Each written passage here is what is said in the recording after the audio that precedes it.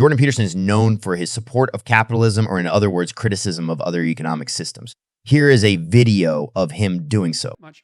Do you love the planet or do you hate capitalism? Let's pit those two things against each other.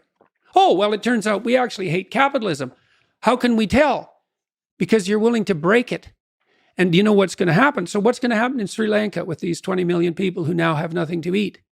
The basic arguments he makes for capitalism is that it produces the most economic growth. Let's, for the sake of argument, assume he's right. So in terms of economics, we implement the system best for economic growth. Now, here is another video of him making the case for monogamy. We need to do that in a society where monogamy is the social norm.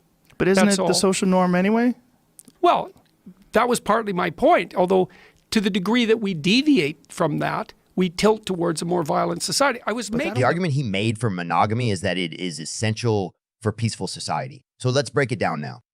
Assuming that capitalism produces most economic growth for a society as a whole, we implement capitalism in our society, ignoring the effects it might have on environment, human relations, human creativity, and on the working conditions in industry. We take all these risks to produce most economic growth for a society as a whole, keeping in mind the fact that our future generation is at risk. But in the case of monogamy, we know it is not going to be evolutionarily favorable for human species to have monogamous relations. So in this case, we do not go for the best because we care about the happiness of society. We care about human relations, and we care about the 5-foot men being left out of mating process. And we care about the healthy development of child.